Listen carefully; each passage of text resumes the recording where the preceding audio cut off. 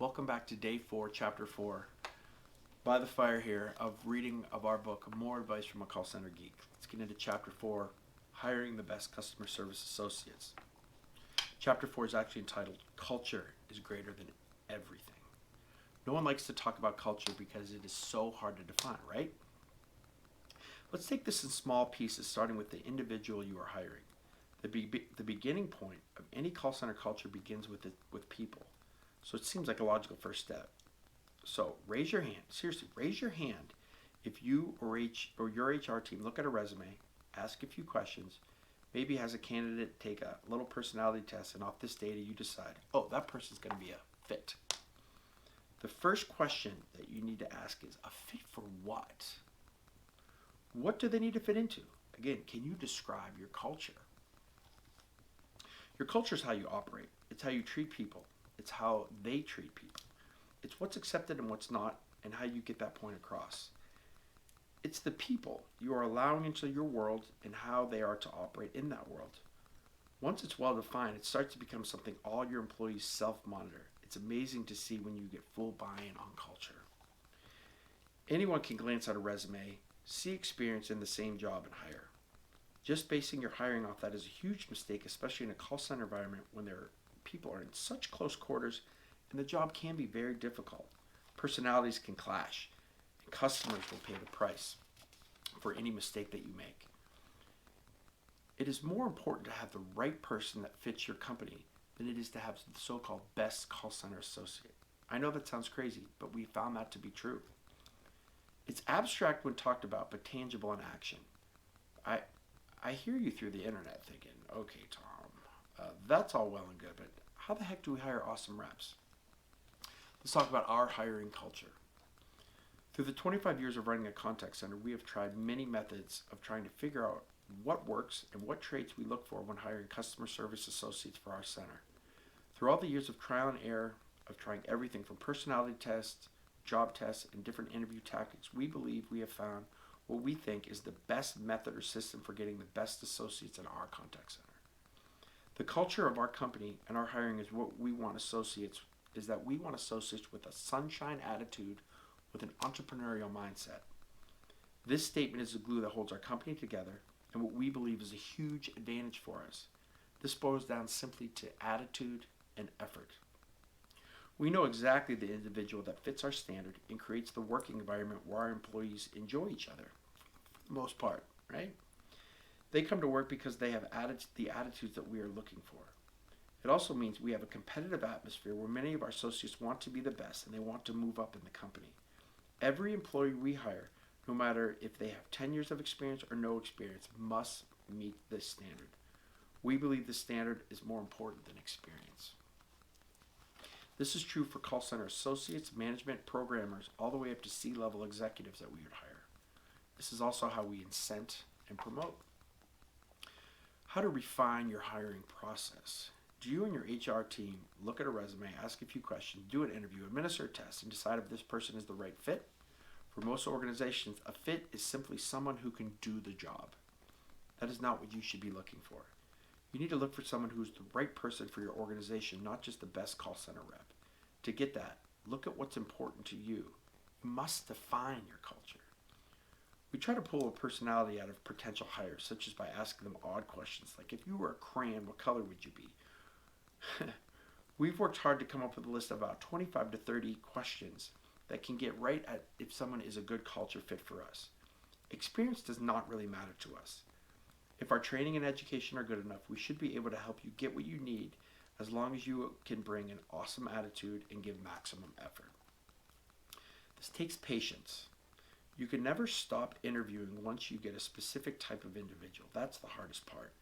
It takes a consistent effort to bring people into interview. It becomes more difficult to hire because you limit the pool of who your company is allowing to work for. But is that a bad thing? One benefit of this, though, is that you have the right people in your organization. Referrals and word of mouth become a great tool for you because you will get the same employees that they talk to. We have found that over 50% of our new hires are referrals from our employees. You've heard the saying that you are the sum of the 5 closest people that you hang with.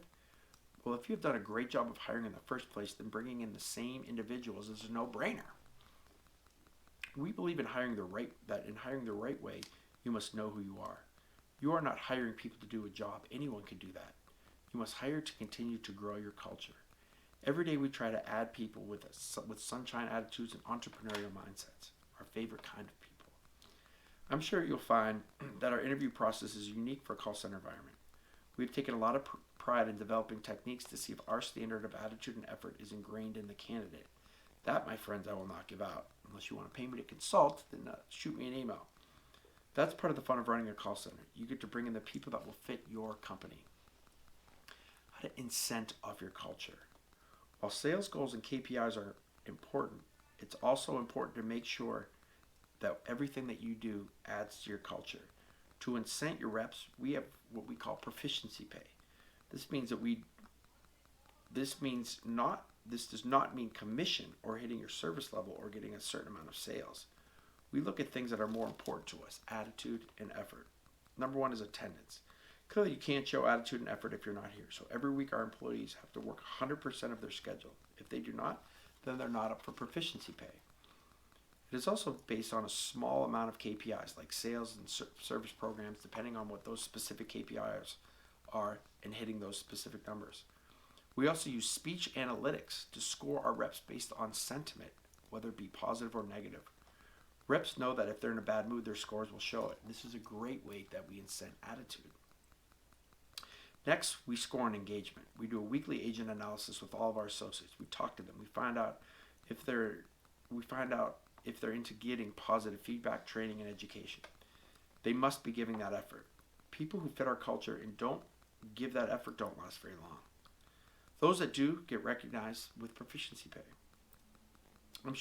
Be sure that you're sending the right things for your associates. Otherwise, you may be sending them mixed signals about your company culture. Engaging your associates. Your call center has leaders. Treat them like gold. If they're always helpful, if they are always very helpful, people respect them. They listen to them. They're leaders. Make sure you talk to them weekly. Have a relationship with them and get their opinion, their buy-in into your company culture. Others will follow. Make your employees feel involved by considering their suggestions. We use a suggestion, aka a culture board, where we have a dry erase board that anyone can add a suggestion to if they feel that will enhance our company culture. Once a month, we vote on one of these suggestions that we want to implement. We create a committee to implement it, and we make the employees feel more involved by having their suggestions become implemented into our culture. Time to think. What is the culture of your organization right now? Is it healthy? Do people enjoy the culture, or is it miserable? What is wrong with your culture? Is it a nice place to work, or is there no discipline at all? Are you looking for individuals or team players? Are you more of a service or sales-oriented organization? Take a minute to write down all the things you can think about that describes the current center. Then write down how you'd like to, in the ideal world, have a world-class center to operate. Next, slowly but surely, get more people to think about what some of those changes need to be. Generate a different hiring profile based on the culture that you deem correct. Implement those policies that you come up with your team to express that culture. More importantly, hold people accountable by those standards. More on that later. That's chapter 4. We'll be back tomorrow with chapter 5, which is how to use social media to brand and bring in employees.